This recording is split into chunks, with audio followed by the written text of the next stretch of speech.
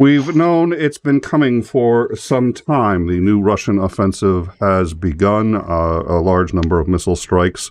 Operator Starsky has pointed out that it's on the day that he's coming to in time. I swear to God, it has nothing to do with us. Thanks for that connection there. But the offensive has begun, and at the same time, Elon Musk has said that Starlink is being rolled back for military use across the Ukraine, and has suggested that there will be further rollbacks coming in this utterly critical service.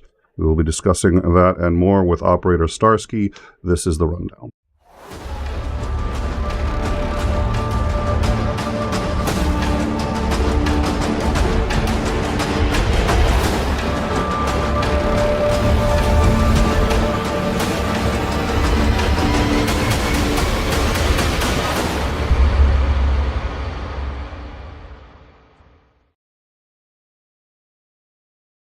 Hello, thank you all for joining us. Now we've got Starsky here we've got his thumbnail in two windows. But I think, and not that I'm like anybody would mistake me for a professional in this, but maybe let's see if we can get his camera in the center there. So let me swap that out, and let's get you in there. Also with us is Commander McMillan. So McMillan, Operator Starsky, thank you both for joining us. Thank you so much.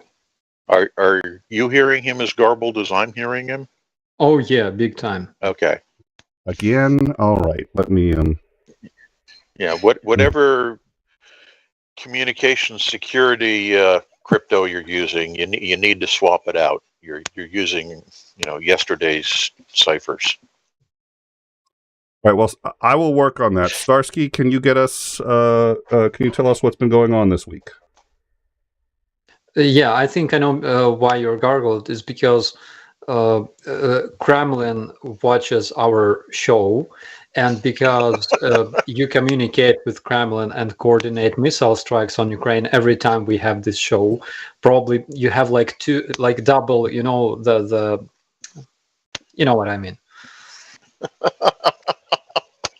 Yeah, but because Nick is the only person except me who speaks Russian here. Yeah, it's a crowded room. It's amazing how few of the people in here speak Russian. Only 2/3 of them. Oh well. So, can you tell us what's going on, sir? Да, конечно. Значит, дело было так. По-английски, пожалуйста. Я не знаю, почему мы так сделать. Спасибо большое. По-английски. Okay. So, what? We had a crazy day.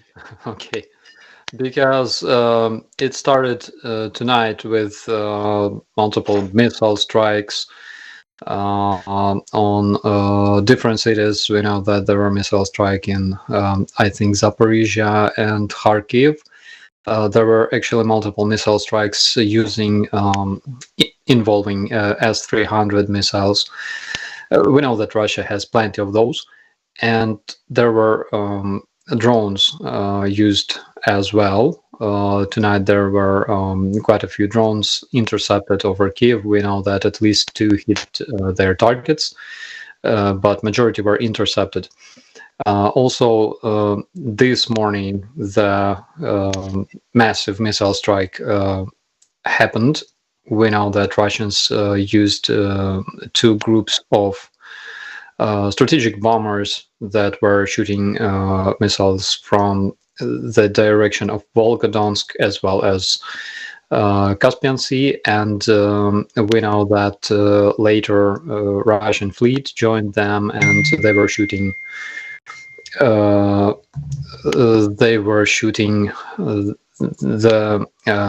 Caliber cruise missiles, ship-based missiles, and in general around 71 missiles were detected.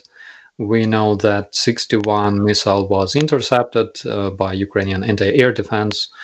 we see that in order to hit only 10 targets in Ukraine, Russians keep launching almost 10 times as much missiles, hoping that at least 10 of them will, 10-20% of them will reach their targets. And we know that in Kiev specifically, there one person was wounded.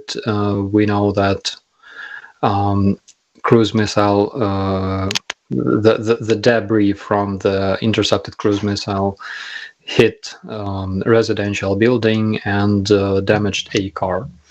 And another news regarding this missile strike is 2 missiles crossed the airspace of Moldova, and 2 Romanian interceptors were scrambled because those missiles were heading towards Romanian border.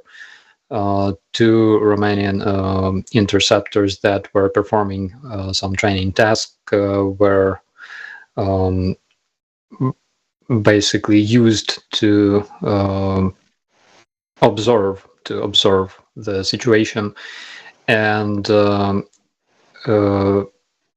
Romanian Ministry of Defense claims that those missiles never crossed the border with Romania. They never entered the Romanian airspace, but Moldova already called Russian ambassador for explanation, because it's a fact. It was confirmed that those missiles were flying over the territory of Moldova this time.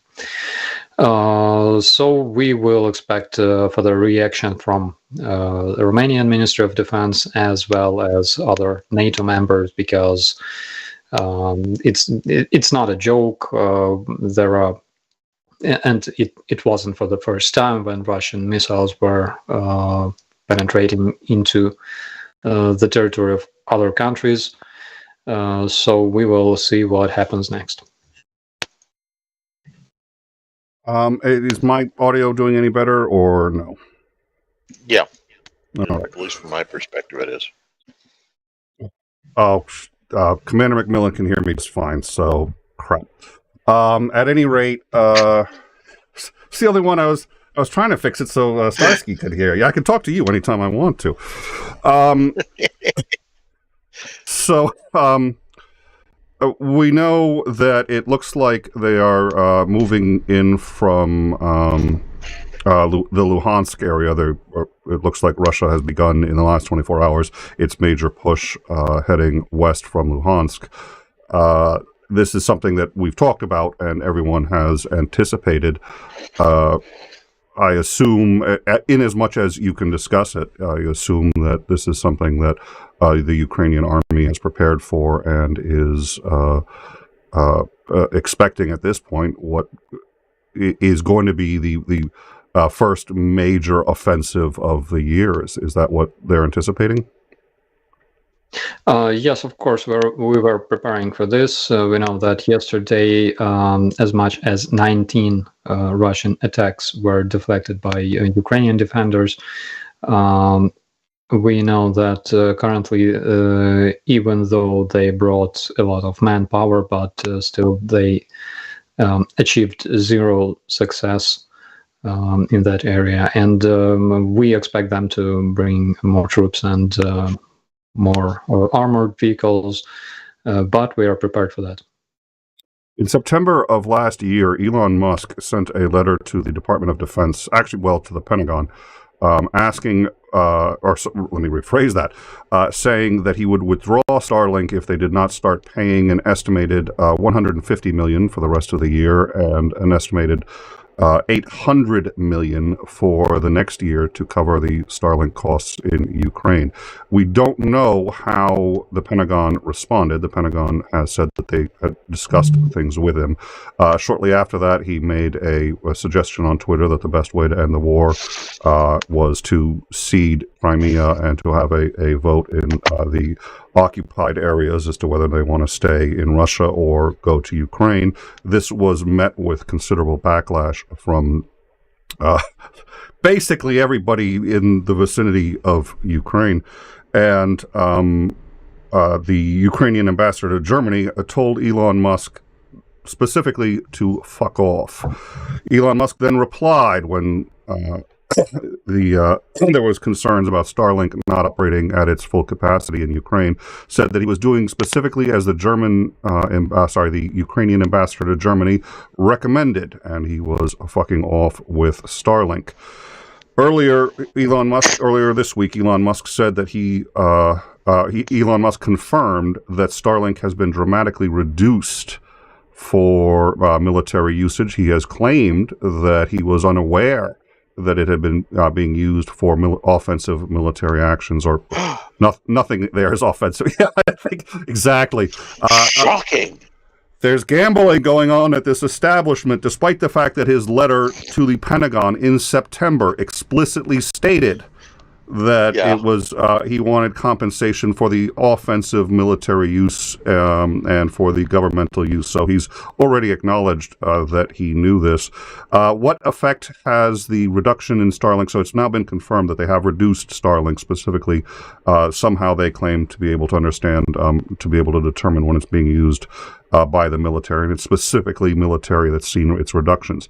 Have you noticed these reductions? Has anyone in the military noticed these reductions, and how are they affecting you? Well, I can tell you that uploading speed sucked, and it still sucks. So nothing changed much, but I'm using civilian Starlink. We know that military Starlinks, those that are used by Ukrainian militaries, that were delivered by Pentagon and by the USAID, they have different registration. So basically, using this registration, they can reduce the quality of communication. So I have a suspicion that the Starlink that is used by our troops, they have better upload speed, because I remember first time I started using Starlink last year around March, April, something like that, in spring, basically. And the speed was so great, and I'm talking about the upload speed. So I could upload like 1 gigabyte videos in a couple of minutes. I might be wrong, of course, because I could have been connected to some other Wi-Fi, but I think it was specifically Starlink. It didn't take much time to upload huge files. The one that I'm using now, it requires something like half an hour to upload a big file, because the upload speed of Starlink is something like 5 megabits per second on average, which is so bad. So I have difficulties having streams and things like that. They are good for downloading information, but not as much for uploading. So we will see. Of course, it will be, I would say, big blow on Ukrainian troops, because again, those Starlinks are needed for our communication, and our press service, of course, uses Starlink. So, I mean, it's not like Ukraine is invading Rostov Oblast to consider using our Starlink in for military purpose as offensive, because Ukraine still defends even when we counterattack, but we do that on Ukrainian territory, and we still defend Ukraine. It's not like we're invading Voronezh, because it's the last place on earth I would honestly like to invade. Moscow too. I've been to Moscow, and I don't really like this place. They have very, very expensive tea, like 10 times more expensive than in Kiev. It's crazy. That's why I think they don't drink tea much, preferring other liquids. But anyways, very subtle. That's what I was thinking. Yeah. Okay. Yeah. Yeah.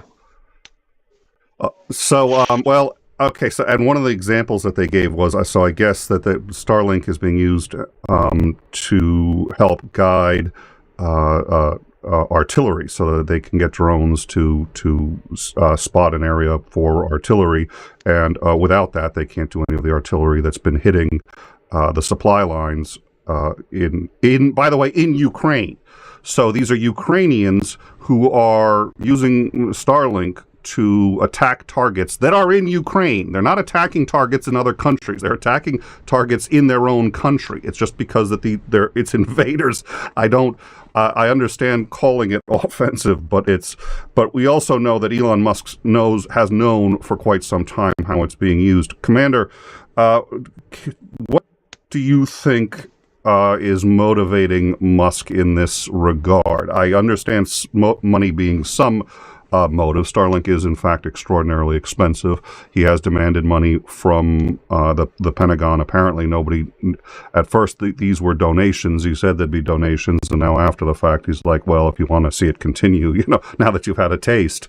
What are your thoughts on Musk's activity? And before you answer that, actually, I also want to remind our audience, Musk also, shortly after taking over at Twitter, did in fact remove Ukraine as a list of countries that Twitter could verify from. It was not recognized as a country by Twitter, meaning if you were in Ukraine, you couldn't verify your own accounts, meaning you couldn't use a Ukrainian phone number to use two-factor authentication to get into your account, and you couldn't list Ukraine as your account country of origin. So, and this was a change made after Musk took over. So, any thoughts on what Musk is thinking and or doing here, Commander? I think it's purely speculative what his motive is. I won't say that somebody in the FSB has video imagery of him snorting coke off the half-eaten corpse of a baby while he's having sex with a pig, but you never know. These things might exist. Okay, so just to be clear, you're not saying what you literally just said. I'm not saying there's compromise on the man. Not at all. Okay. I would never imply such a thing. All right. Oh, hold on. My phone is going off like crazy. Hold on. And I just lost my Twitter account. What? I'm sorry. Also, it can be a dead pig. It changes a lot in this situation. Well, that's true. That's true. Yeah, because nobody's surprised by coke and having sex with pigs, but I think the dead one. Again, I'm not claiming that this is fact, but I'm claiming that this can be possible, right? Because we all know that FSB uses all kinds of methods. So I've stolen your speech, Commander. Oh, that's okay. We've definitely descended into the rabbit hole meets Starsky and Suitor category of life. Hold on, our secretary keeps track of the number of incoming libel suits, and apparently she just quit. She's like, there's too many. there's the libel. All right. So okay. So you have the dead pig theory, compromise. Which, by the way, I mean, you've made some very good arguments for. One of the things that ticks me off about conspiracy theories is that it makes it very difficult when you have very plausible scenarios that sound an awful lot like a conspiracy theory to somebody who doesn't really understand how these things work. Sure. The reality is, we know that the FSB has and Soviet Union before that has had an interest in anybody who is has any influence or power in the U.S. And if you visit Russia, you're going to be tailed, you're going to be followed, and they're going to try to get compromising material on you. And Trump is absolutely no exception. It's not that they thought he was going to be president. They just knew he was influential. And we have reason to believe that they did, in fact, get compromising information on him when he visited Russia. We've talked about that, and that's already, that came out, I think, 2 weeks ago. An article came out where they said that they actually have files on him from FSB agents who said, yeah, we've got stuff on him. We've had it for quite some time. This doesn't mean that he's necessarily a puppet per se, taking his marching orders from them, but it does mean that he's careful around them at a minimum, and their interests are always somewhere in the back of his mind. And, I don't think that's a huge stretch. We've got a lot to go with on that. So there's certainly the same possibility with Musk. Do we have any other theories that don't include dead pigs, out of curiosity? Sure. One, I think you touched on, and I think it's a valid one. Starlink is very expensive. I suspect that when he made his generous offer of, free use of Starlink, he had no idea that this conflict was going to last anywhere near as long as it did. And so at some point, just like probably is the case with many philanthropists, you say, ooh, this is getting a little more expensive than I want, so he wants to back out. So he tries to do it in a way that doesn't make him look bad by approaching the government or various governments and say, hey, look, I'll continue doing this if you'll fund it, and nobody's willing to pick up the bill. So he's just going, well, so long, guys, I'm walking. And that's a possibility. I think there's also the possibility that as a Western oligarch, if you will, one of the 1%, as we've taken to calling them, he may be influenced by, friends and people in those circles who don't necessarily want to see A, the war end quickly, or B, don't want to see the Ukrainians victorious in all this. So I think all of these are certainly potential options that are going on in this thing. So money, friends who want to see the war continue, and dead pig are the three theories that we have. The dead pig being Starsky's contribution to the I think that's the variant that I like the most. Good as any. So, well, I'll point out that if instead of spending $44 billion on Twitter, he decided to spend $1 billion on Starlink, which it's less than that, but if he spent $1 billion a year on Starlink, I think he'd be doing a lot more to help society, and all of Twitter would be breathing a sigh of relief if he had spent it on that instead of buying Twitter. But spilt milk, I suppose. Any possibility that the U.S. government will pick up the tab if he truly pulls? How much is that to the U.S. military, and do you think we are committed enough that the U.S. government would pay some or all of that tab if money really is the biggest issue with Starsky? So with Starsky, I'm sorry, I was looking at Starsky. I said sorry. Whoa, with Starsky's an expensive commodity. Starsky's. Yeah, Starsky's. Listen, Andrea, I personally would pay $1 billion a show to have you on, but I don't have that kind of money. So if the U.S. government was willing to pick up, what do you think, Commander, that the U.S. government would be willing to pick up that tab, if in part or in whole? I honestly can't say. I think a lot of it would be contingent on the Ukrainian government / Ukrainian military saying that they thought it was such a valuable asset that they wanted to see the service continue, and that they would ask that funding be provided to ensure that it does.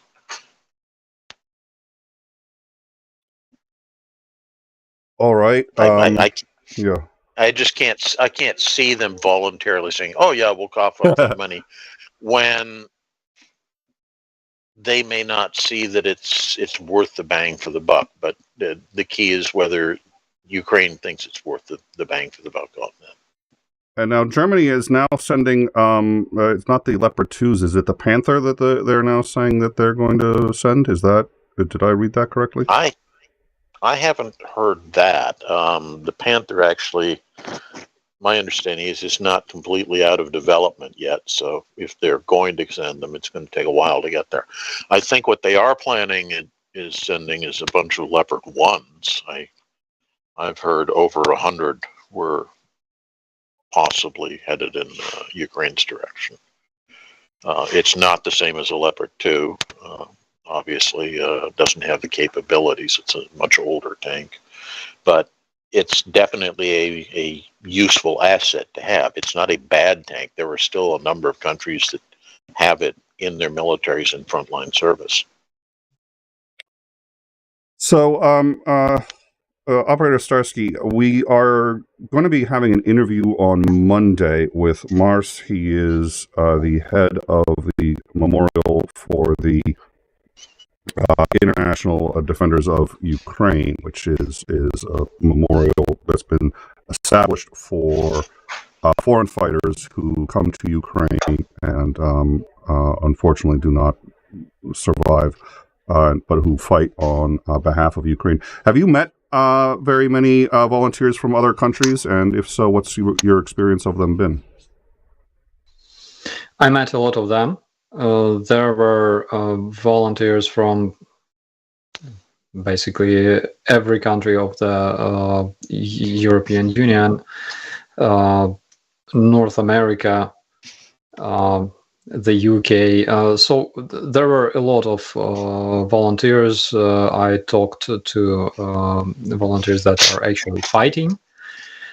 I talked to volunteers that provide psychological relief. I talked to guys who do demining. They were removing mines and shells in 𝐒𝐲𝐜𝐸. Currently, I think they work in a different region. So there were a lot of people, and also very important, I would say, field for them is basically this psychological relief, because there's a lot of people who not only require humanitarian aid, but also psychological help, because a lot of them lost their home, their relatives, children or parents. And for example, in 𝐒𝐲𝐜𝐸, I saw a lot of those volunteers. There were even not organizations, but just people who arrived to Ukraine to try to help, do whatever they can. There was this Irishman, Aiden, I think, from Ireland. He wanted to help rebuild the school. I think he had some experience in construction works, and he had some funds. So he talked to the principal of the school in 𝐒𝐲𝐜𝐸, asking whether he can help. And there's a lot of people, and also one of even more important, I would say, topics that we gotta talk about is people who fight not on the front lines, but in the media, in people's minds. Those people who protect international community from Russian propaganda. That is very, very important. We can also mention NAFO, we can mention 𝐓𝐢𝐬𝐴 Army, and all the good people out there who follow the updates, follow the news, who understand the situation. So they're doing a very, very nice job. Absolutely. Thank God for that. The Russian propaganda machine is... I remember, so I did work as a political operative. I worked, the highest end work I did was for the Obama campaign. And I remember the first thing we became aware of when we're trying to elect Barack Obama against Hillary Clinton was the realization that the Clinton campaign had the single largest political machine engine in human history in terms of what it could do to influence people and how big it was. And it was a nightmare, and it was practiced, and it was sharpened and honed from an entire Clinton dynasty. And I remember thinking that it was impossible to fight this huge thing. And now, as I've become much more aware of how sharpened the Russian propaganda machine is, not by years or even decades, but generations of practice and skill at this. Macmillan, any thought? I mean, am I using hyperbole when I say that? Do you think, Commander? Did we? We may have lost. I think Commander doesn't have his mic. I had muted myself. Oh, okay. Sorry. Am I using hyperbole when I say? Yeah. No, please. I don't think so. I think your statement is entirely valid. I think if you go back into Tsarist times, it was crude and clumsy, but it was definitely there. And if you look at similar efforts at propaganda by, Britain or France or Germany in the years leading up to World War I, theirs was similarly crude and clumsy. But I would argue that as time progressed, the Russians became absolute masters at churning this stuff out. Now, admittedly, much of it is targeted at a domestic audience, but when you consider how many, foreign communist parties there were in virtually every country who were all motivated by that same propaganda, it had some success overseas as well. I agree on that. The difference between Russia and the rest of the world, rest of the civilized world, is that on the West, people realized, as well as in Europe, people realized that, let's say, correct and proper public relations is 100 times better than propaganda. Because you don't have to create bullshit. You just tell the truth. That's it. You just communicate with people. And proper communication is always the key to finding any sort of solution in any situation. While in Russia, they use like 10% truth to make it look legit, and 90% bullshit, which is pure bullshit. And this is how they do that. And the worst thing is that we have social media, we have websites that can be used as channels of communication in public relations, right? That's what we always did. but Russians exploit it to share bullshit and conspiracy theories and their propaganda, basically. That's why we need to evaluate and I think assess what we can change now, because when you give freedom to terrorists to do whatever they want to do, they will exploit every opportunity to benefit their terror. That's all. Social media exists because we have freedom of speech. Everybody can say in the social media whatever he or she wants. But if terrorists use it for propaganda of terrorism, what should we do? I mean, it's a very hard question.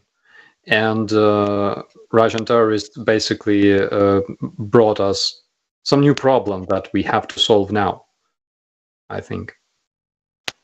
Because 3 days ago in Ukraine, Security Service of Ukraine raided an undercover base that in a private apartment, basically, that was used by pro-Russian activists that were controlled by FSB as a bot farm, and they confiscated more than 2,000 SIM cards, which means that they had more than 2,000 unique accounts in the social media like Facebook, Twitter, YouTube, where they could share whatever they wanted, but whatever they were told to share. So how do we fight this? I mean, having a couple of channels of communication where we can share our thoughts, our information, and have feedback from public, while they can use just massive accounts to report our channels, to spread their bullshit, to overwhelm commentaries with their propaganda, their spam and things like that. So it's a very serious question, because we entered basically new era of social media, where security must be considered, but at the same time we shouldn't violate freedom of speech of normal people. But how do you tell normal people from terrorists and propagandists? Well, if they have 2,000 SIM cards, I think that's a pretty good indicator of which one you're dealing with. But I agree with you. It's a bigger. I don't mean to make light of. I think you're right. I think you brought up another point which I've seen firsthand, which is the brigading, where if there's a channel, say on YouTube, that is attempting to bring information, the bots will mass flag it. It'll get taken down, and YouTube hasn't always been the greatest at identifying when somebody is giving misinformation versus when they're trying to, say, rebut misinformation, and they take the number of flags into account. Well, 3,000 people with Russian accents all say that this is a bad website, so it must be a bad website. And they're aggressively going after those who are trying to get good and accurate information out there, as well as doing their own misinformation. I don't know. We had on Dr. John Shook, who was a philosophy professor, talking about the post-truth world and how to deal with this kind of thing. And if there's an easy answer, I don't know what it is. Any thoughts, Commander? No, I think that's exactly on target. All right. Well, as I said before, we're going to have on Monday, we're going to have on a volunteer. He goes to Ukraine. He was in Ukraine until, unfortunately, got very sick. He had to leave Ukraine. He was treated and is now returning to Ukraine. We're going to be interviewing him on the day before he goes back to Ukraine. He is a volunteer who helps train troops. He also does that very psychological counseling that Starsky was talking about, and he is attempting to establish a memorial for the foreign fighters who fight and die in Ukraine. We will be having that discussion 1 p.m. Eastern on Monday. For those of you who would like to join us, we've actually already spoken with him a couple of times and had some very good discussions, so I'm looking forward to that. Speaking of misinformation, one time, we had Commander McMillan on, and I suggested that I had very much enjoyed his autobiography entitled "So I Rogered a Hippo." That I say that once, and then he comes on this show and does this thing with Elon Musk. I think that's an escalation, sir. I don't think you need to bring one of the richest men alive into this, but okay, fine. I get it. Vengeance I probably had it coming. Best served cold. I did that Roger the Hippo comment like 6 months ago, and you're still okay. I get it. I know, ages ago. Okay. Suggest a guy is having illicit relations with a hippo, and he takes it all personal. Fine. Thank you all for joining us. If you're